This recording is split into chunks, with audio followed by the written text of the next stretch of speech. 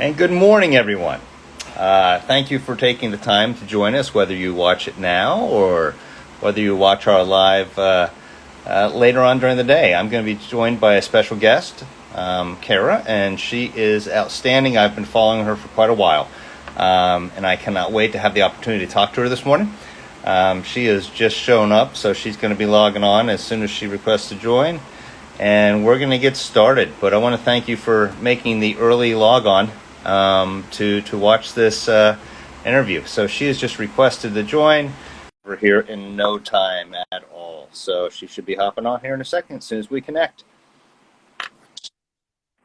Hey! Hey, I'm hoping my internet cooperates. We're having a pretty bad thunderstorm right now, Oh, okay. Well, but that's. we're good for now. I'm hoping mine cooperates and my son doesn't use it all on gaming. Yeah, that too.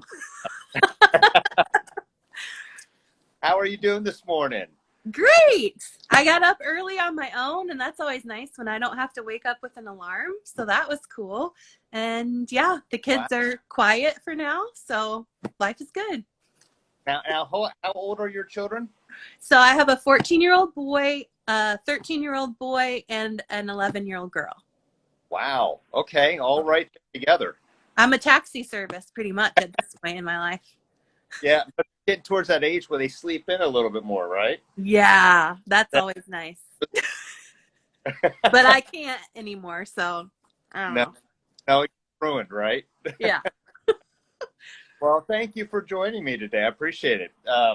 For those that are logging on and for those that watch that are part of those who follow me, I have followed Kara for quite a while, actually. Even log on to listen to her talk often, chime in when I can. A lot of times I just listen, but I'm excited to hear your story. As you know, what I do here is I talk to people about their story, where they've come from, where they're going.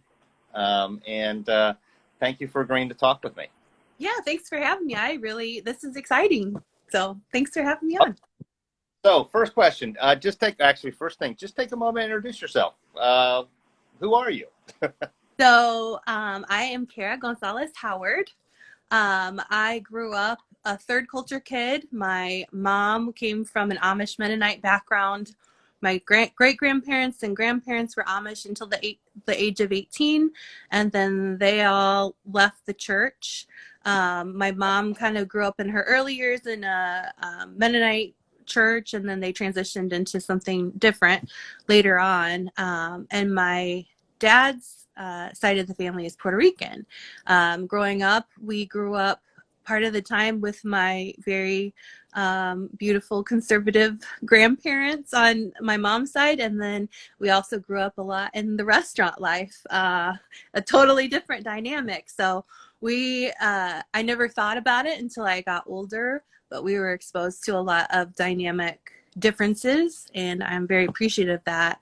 I guess I went to school for nursing. I was a nurse for almost 20 years. I took a permanent sabbatical / early retirement from nursing July of last year, which was a huge step. Yeah. And now I'm kind of just finding my footing with, my profile says I'm an artist. I don't know any better way to explain what I'm doing right now. Other than a mishmash of a whole lot of different creative work and elements from my childhood that I'm kind of like incorporating back into my life. So yeah, most of my work right now, I partner with my sister. She owns an educational consulting company called Educator Aid. She was in K-12 education and then transitioned out of that a couple years, probably 5 years ago now, and has her own business. She needed help scaling. And so I was like, okay, perfect. So we're rocking and rolling over there. Got a lot of exciting opportunities coming our way. So just taking things a day at a time, pretty much. That's awesome. So, what had you leave the nursing field, if you don't mind me asking? What was? No, I'm an open book. You can ask me whatever you Oh, want.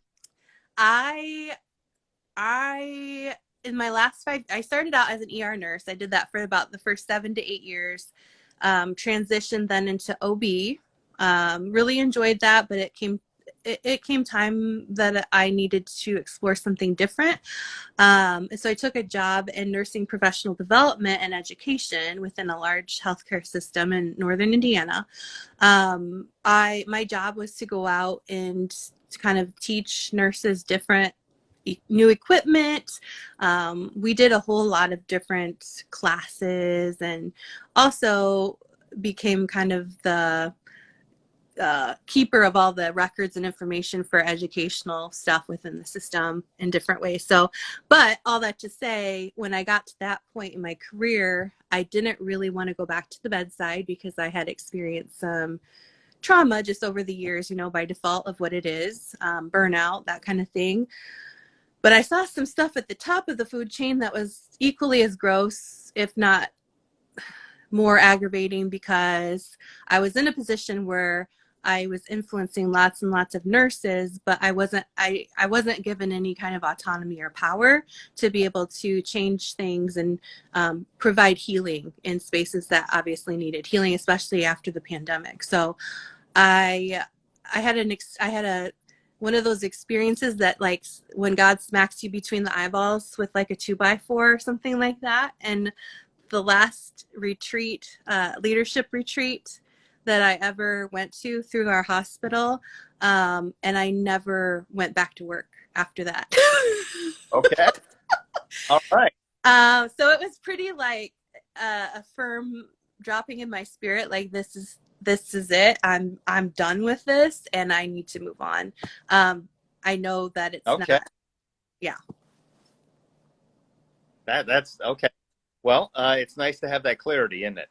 I mean, I couldn't have come up with it on my own, that's for sure. But so tell me, you obviously have a very interesting religious background. mm-hmm.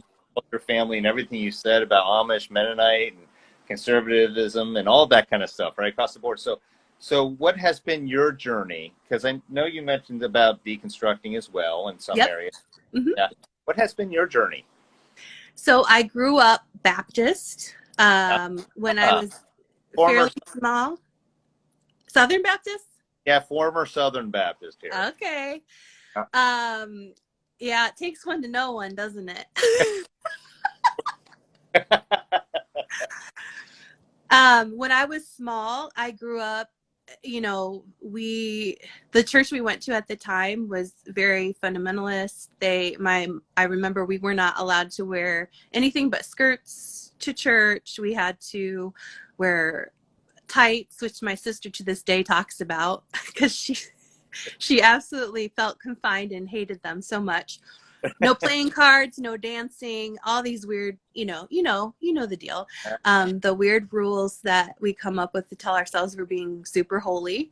And then my parents gradually transitioned out of that. I think they were shown in different ways, like, this might not be, we went to public school, right? The church we had been associated with was associated with a private Baptist school, and we couldn't afford it, thank God, because I would be a completely different person to this day if we would have been put in that school.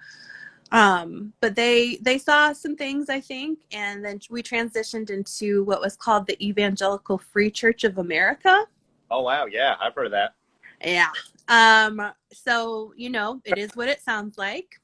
Yep. You know, big 4th of July celebrations every year that made really no sense in the context that I was in. But all that to say, throughout my teenage years, I was still involved in youth groups somewhat, but I would show up kind of like, oh, like I have to put on a mask to be here, because I had friends at school, in public school, that I was very, very close with. You know, it was a very close sisterhood in my friend circle growing up, and like they were just nothing like the people that I knew at church. I always felt like a fish out of water. I didn't feel like I fit in. When I would show up, I was the only one with my last name of Gonzalez, even though I'm, you know, white as white can be. It was very confusing for everybody, and it was a big topic of conversation. There was lots of, I need to place you in a box type of thing, and it never really went over well. So I kind of distanced myself a little bit, rebelled a little bit my last years of high school, as you do when you don't know anything about the world and want to know. And went to state college for 2 years, one of the biggest party schools in Indiana, which will rename it nameless, but I had a great time. You can't tell me that. I went to semester of college. I went to Anderson University, Indiana. Oh, yeah. Okay. So we were neighbors. Let's just put it that way. Oh, okay. Yeah. All right. Neighbors to about maybe 30 to 40 minutes away. Yeah. Or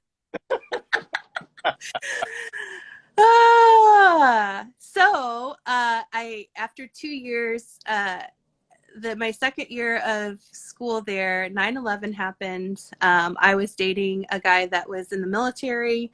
He got called up. I was heartbroken, and so I decided to go back home. So I went back home. I attended a school called Goshen College, which is a small Mennonite liberal arts school here in northern Indiana. And I was a little sketchy on it at first. When I showed up, they said, you have to go to chapel X amount of times, throughout. But really, it was a whole new world that opened my whole concept of spirituality in the best way possible, because it was a very inclusive environment. Mennonites typically ascribed to like pacifism, and like my grandfather was a conscientious objector during the war as part of his, spiritual contribution in some way, but he was not going to fight the front lines because he didn't believe in combat in that way. So there was an element of that. I also got a chance to live in the Dominican Republic for 3 months during that school experience, which was a beautiful experience that was part of our education, to go out in the world and serve in different ways. So I have nothing bad to say, honestly. If I could find a Mennonite church that was close to us, that was a great church, I would go. But we also live in the heart of Amish country now. So it's a little, oh, yeah. which state are you in? I'm in Indiana. You're still in Indiana. I'm Okay. still in Indiana. Yeah. Okay. I didn't know because I grew up in Ohio, and I have family in Pennsylvania. Okay. So Run all those, you've got Amish and all of that through there. Yeah. The through line. It's a great community to be in. I ended up here because my husband grew up in this county. So, but going back to college years, I kind of I explored actually a conservative Mennonite church for a while, because in my legalistic brain training, as much as I wanted to rebel against all of that, I also was looking for like concrete things to follow in my daily life that made sense. So I did attend a small conservative Mennonite church for a while in college, wore a covering, the whole kit and caboodle for probably 6 to 9 months. Was terribly shamed by everybody who knew me, including my own family, who just couldn't understand. And I always would be like, well, but it says right here, if you believe like what it says, then you should. I went through a very big existential crisis that year of who I was as a woman in the faith and what that looked like. When I met my husband, we got married about 5 years after we started dating. The first, like, it felt like when we started having kids, there was this whole swarm of people that came around us that were like, really like, oh, you have to do this, and you have to do this, and you have to do this. And that got my old fundamental brain ticking once again to buy into, oh, I got to go to these mommy groups that tell me how to be a Christian woman, a proverbial woman. And I really, after several years of that, it's very insidious and slow happening, and you feel like you're doing a good thing in community for the moment. But I was very much harmed by how closed off it felt, and it made me. About 5 years ago, we decided just to stop going to church altogether. Our kids asked us some tough questions one Christmas when we were doing study of are you familiar with the Jesse tree? Yeah. Yeah, so we were doing that. And they were like, I think it was the question, but mom, if like God wiped off everybody on the face of the earth with Noah, except for Noah and his family, wouldn't they like have to have sex with each other to, and I go, huh, I Oh, guess I never thought about it, but I don't know what to say. Let me get back to you. And actually, that was probably the beginning of my deconversion slash deconstruction. I still don't know if I call myself a Christian, but Christians don't like that. Um, yeah, they're very particular about keeping you in a box. that's right. And so I don't know. I kind of refer to myself as like a mystic now. I believe in I believe in that Jesus was a prophetic teacher, and I follow the teachings, and that was the conduit to which I was introduced to God. And that has always been meaningful to me, but not in the way the church needed it to be meaningful, if that makes sense. Yeah. Yeah. Yeah. So you had to explain, have you had to explain over time to your kids why you don't attend church, or Um, I they up and been okay with it? they've been okay with it. My husband didn't grow up in a religious home at all. He has had spiritual experiences in his life that he attributes to God. But he was always very confused and flummoxed in a way, like in how I thought I had to teach the kids, because that's not how he came to know God in the same way. So I think there was a good balance there to level things out as we transition out. And I think our children, I would lead up to Sunday school or whatever. Oh, you're going to probably learn this and this and this. And they'd come out and they'd be like, we didn't do anything. We played some games and we sang a couple songs. And I'd be like, okay, yeah, we're not, we're not doing that anymore.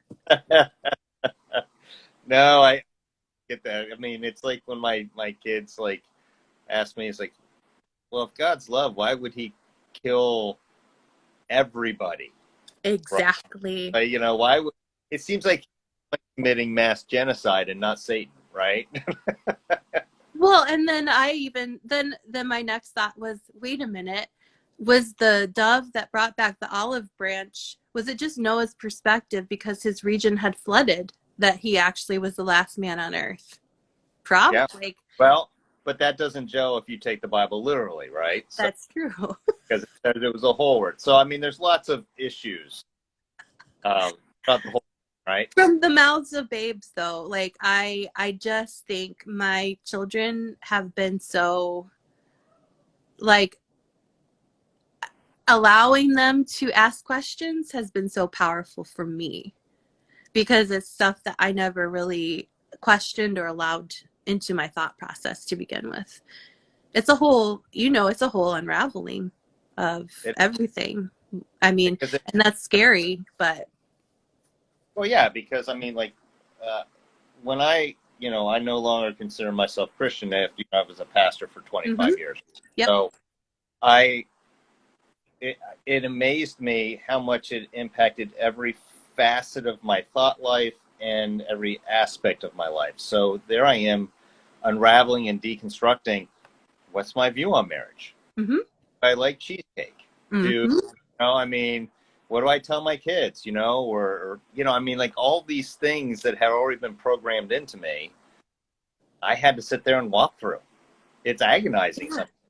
Oh, it's very agonizing because there's this always, and I don't have this hardly ever anymore, but initially it just felt like it was an internal fight with myself all the time, of feeling guilty for asking the question and then feeling guilty for what the answer was, you Yep. know. And it's like, well, I didn't mean to. And also I still believe God is love, and I experience a deeper connection now that I'm away from the noise of everything than I ever had prior to. Like, it's just astounding, and it's hard to verbalize that to other people. Like, obviously you guys aren't in my, psyche or whatever, but truly, like, I have the connection now that I was seeking for years by trying to fill in the blanks with answers that somebody gave me. And it just can't always relationship with anybody. And I think especially when you're talking about relationship with a divinity of any kind, whether you believe that or not, or that connection, you can't invent that for somebody, I don't think. Yeah. So let me ask you this on Mm-hmm. that note. So you can describe yourself probably more as a mystic, Mm-hmm. a Christian mystic. I don't know how you Yeah, want to look at I think so. it. When you say the term or the word God, Mm-hmm. are you speaking of the God of the Bible, or are you speaking of just a universal presence God? What is it that you mean by that? For me, like for a long time, I think even before my deconstruction started, I heavily questioned, like, because I got to travel different, places growing up. And in addition to the Dominican Republic, I also got to spend a month in Romania, working in some orphanages and things there. And I just saw, like, in Eastern Europe, like the Orthodox Christianity is so vastly different, so beautiful, so ancient feeling. Same within the Dominican. Like when I was there, Catholicism was the main, there were evangelical churches, of course, that had been planted by colonial missionaries. But Right. there were also beautiful Catholic traditions that had completely different, um, it was completely different than here in the US. And so seeing all that and seeing the reverence and the beauty and the devotion, it's everywhere. It's everywhere. And it wasn't confined, like I made it so small by what I experienced in my personal little bubble that then once I got to see other people's same, like, translation of that, and even maybe a little deeper connection, I had no choice but to think, like, yeah, we're not privy to specific information here in the United States. Like there are ancient, I believe, like the ancient stories, like, are all interconnected, like with the Muslim faith, with the Hindu faith, with the Buddhist, like all of those things I believe are all interconnected. um and I don't value my faith over the faith of somebody else. I don't think my experience is more valid or less valid or right, if that makes sense, is where I It land right now. definitely cannot be the traditional Christian. Mm-mm. But I also don't know how to, call myself, so that, because I do find the teachings of Jesus to be a source of salvation for people, not in the way of I'm going to say this sinner's prayer and like everything is going to change in my life, but in the way of every single thing he taught about was incredibly dynamic and caused chaos in typical, like, religion. And he was doing the thing. And so I have so much connection with that it's hard for me to be, it feels bad to be pushed out of that, because it is such, like, I find Jesus to be such a beautiful savior in that way. But because I'm not saying it in the way of confess your sins, he is faithful and just, he will forgive us our sins and purify us from all unrighteousness, it's like there's this huge disconnect, because I used to have this conversation with lots of people in my family, like, you're saying words, like, is that all I need to do? Because I've said those words lots of times and it wasn't as meaningful as what I'm experiencing now in my life, you know? Yeah. Yeah. It's crazy because when I stepped out of the church and got the overall viewpoint of all different religions and the similarities between them, or the, pardon me for saying, by the like beg, borrowing, and stealing from Yeah, each, yeah, you know, the world began to look a lot bigger, right? And people's desire for knowing a spiritual being or God or universe um, is just interpreted differently in those different cultures. And like if you or I had grown up, and learned about Buddha, we'd mm-hmm. probably be Buddhists, right? Yeah, I mean, it's just a matter of where we're born. So absolutely. I think that's fine. How did your parents react? Like, how have they reacted to your shift? So, um, My mom actually passed away in January of this year.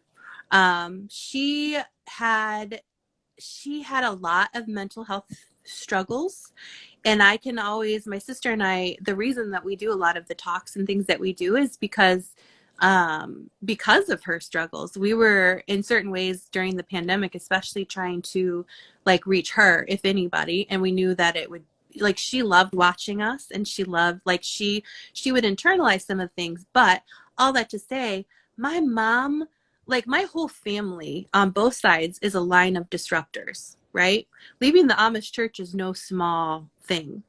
You get shunned and like ostracized from your family, similarly maybe to how in fundamental circles happens now. It's really no, it's the same concept. But all that to say, my mom had a really rebellious spirit, not in a bad way, until it became bad because she became so closed off, because I think the person she thought she needed to be, in the eyes of the church, in the eyes of God, was so vastly different from who she actually was made to be. And so that is like the big reason that my sister and I talk about things the way that we do, because we know there, especially women in the church circles, we know there are people that are incredibly imprisoned in their own minds because they've been told, oh, actually, if you have that problem, that's because of your own sin and you need to take it to God. There's no tangible strategy really. There was a shame around getting help with her mental health. And I think that was kind of inborn, like just that same ideology of, oh, you can go it alone. You can, it's you got to handle it. You got to handle it with God. You got to give it to God, all these things. But when you have actual, things that you need therapy for and things like that, it's very detrimental. So we watched her very slow decline over the last probably 10 years. It was tragic. Her death was, I think, a result of her being unable to care for herself in the way that she needed to, physically. And she wasn't healthy in her physical body towards the end of her life.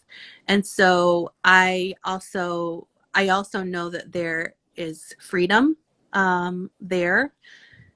I feel that deeply. I feel like she was not a free bird here on earth the way that she needed to be. So, but we did grapple with different things as I was deconstructing, because she would say things to me like, well, like she was she wasn't a binary thinker, but she made herself into a binary thinker.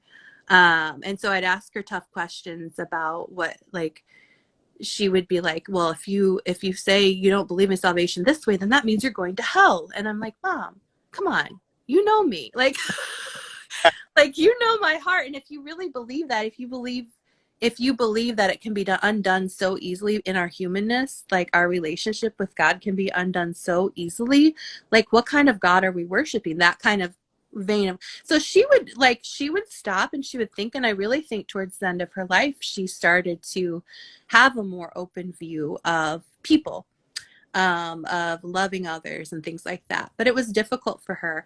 As far as my dad, like, my sister and I are at a place where we can now talk to him openly about all the crazy stuff we talk about.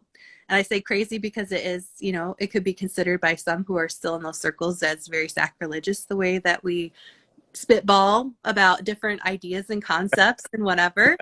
But we felt comfortable in the last couple of years talking with him. And I personally think he's found a lot of freedom and seen, like, some of the things that we say, oh, well, this is very traumatic or this is very toxic. He actually has seen and experienced in his own church life in the last couple of years. Not that that's good, but it's also good, It's enlightening, right? So, what remind me again? What day do you and your sister hop on and do your conversation? So every other Monday, and we're writing a book is what we're doing with it. So each week is just kind of an exercise for us to get our brains wrapped around different topics. So we're kind of peeling back layers of self-awareness, self-love, self-compassion, and then we're going to be talking about bias, all kinds of different things in the coming weeks. I always have reminders on my profile. And then I actually started doing summer school for parents this summer too. I don't know how that's going to go, but All that. we had our first session this morning. A few people hopped on, and I just wanted to, it's my little contribution, I guess, to whatever's going on in our communities here in the United States right now that is, it feels impossible, like to legislate and all that. And I think that more people who are able speaking love into our communities is what's needed. So that's my small contribution in trying to. Yeah. That's awesome. Yeah, I was going to mention to anybody that watches now or watches this in the future, if they can catch your live with your sister on Mondays, every other Monday, it's Yep. well. Thank Whenever you. up on, it's fun. Thank you. So I mean, it's awesome. So let me ask you this: what do you? Okay, so you're doing the summer school, Mhm. right? You're writing a book. Mhm. Uh, what else do you throw on your plate? I mean, Well, I actually contract with my sister, and so we have some like clerical type things that we do to keep business flowing. Working on maybe getting aligned with some different clients to work one-on-one with. I do not have a therapy degree or anything like that, but I have been, when I was in healthcare, I was very involved in like holistic nursing initiatives, and it's been really my own healing work the last few years. I'm not an expert or have a title behind it, but I think there's been a lot that I could offer different people and balance in that. So that's something that we're working towards. And then of course, like, if you go to my Instagram page, it's really confusing. I am all over the place at the moment. I share a lot about my hobbies like gardening and cooking. And I also get dressed up as a man sometimes and do characters. Like my sister and I have this whole other alter ego page that's called Let's Go to the Mall, because I, we both worked at the mall growing up, and we're just like trying to talk about cultural issues in a funny way. I don't know if it's working, but we hope that it will work someday. how do I know about this? Okay, let's go to the mall. I have to look this up now, right? You might like it, but you might also be confused. I think it's funny because we've tried to put a few things on TikToks, and I think the kids over there think that we're being serious. Like we're like, no, this is like, we're making fun of this like archetype or this type of like person in our culture right now, or this issue or what, like, I don't know. It's kind of a weird thing to put out there, but both of us were in performing arts and stuff, and so it feeds like a part of our soul that we no longer get to practice as adults in the real world, except on Instagram. So let me ask you this: what's your ideal client? Well, I don't know, and that's probably part of like more than half the battle. I think I work well with people who are looking to like find healing and are actively like seeking that.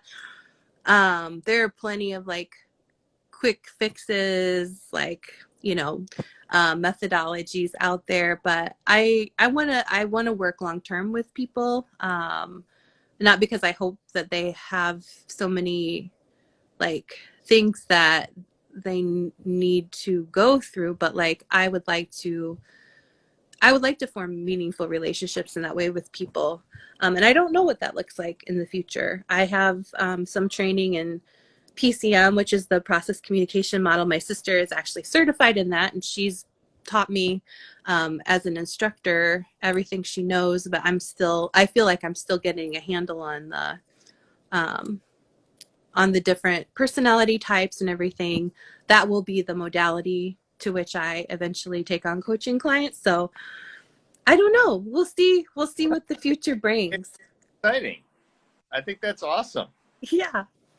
So I have a short amount of time because I know I get you out the hard Yes. stop, right? Yes. So for all those that are listening or will listen, how do they follow you? What's the best way to stay engaged in your life?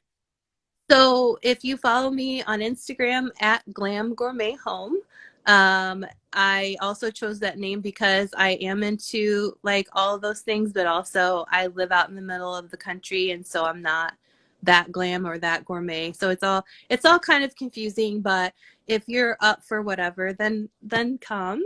But right now, that's how I'm engaging with most people. I'm trying to form sort of a like-minded community around finding beauty in everyday things, finding joy. I'll occasionally break out with a stern, like, admonition about something that's happening in our world. And I don't know that that's always appreciated or enjoyed, but it is what it is.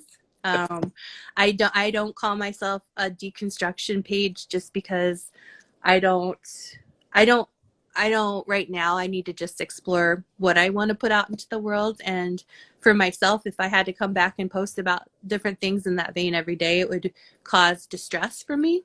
And so Right. I try to focus on a lot of things that are just beautiful to me. So And see, I think that's outstanding because, I really liked what the Naked Pastor, the way he frames it, and the way of deconstructing is not necessarily always about tearing down; it's about growing through. yes, That's the way in which I view it as well. It's not you're growing through what you've been taught. You're a yes, person. That's why I never label myself as an atheist, agnostic, or anything like that because I don't know what I'm going to believe the next day or learn the next exactly, exactly. day. I'm growing. Do Um, we need to have a label? no, Like, I don't think we do. I think labels are restrictive because just like you said, that's why I asked you about, you know, like when you say you're not accepted by the Christian community, right? Yeah, Because when you say, or why I asked your definition of God, because when you say words like that, it immediately puts you in a box and it that, labels. It's yeah, for us, it's not for you, that's right? right. That's right. I love not the fact you don't label yourself. I think that's outstanding. I think I still, like with my family, it's still hard for me to not, just because they have this real fear that I would be going to hell. Um, and I don't like I have one living grandmother that's in her 80s, and she would be very concerned. And so like maybe things will be different someday when she passes, but I find it hard to have that conversation with her at right at this moment, just because I don't know, at the end of her life, I don't know that she'll ever learn a different way of thinking and viewing, and I don't want her to necessarily worry either. But yeah, I guess other than for grandma, I don't need a label. You're right. Yeah. That's a well, I want to thank you for taking the time. I know that you crunched on time, but I want to thank you for taking the time to talk with me. As I said, everybody that watches this, I need you to know that she's an incredible human being. You do exude love, Thank uh, you. all that you do, and I love how you view the aspect or the idea that hey, we're just here to continue to grow in That's all life. And so I'm excited about you and your sister putting out your book eventually. Uh, I will have to get a copy. I have to buy a Yay, copy. yeah. And I'm excited about your future and hopefully coaching or whatever you decide to do. So for all those watching, if you do not follow Kara, you need to follow her. She is well worth a follow. But thank you for taking the time. Be careful out there with Yeah. the thunderstorms. Thank you, Brad. We'll talk soon, okay? All right. Bye bye. Bye.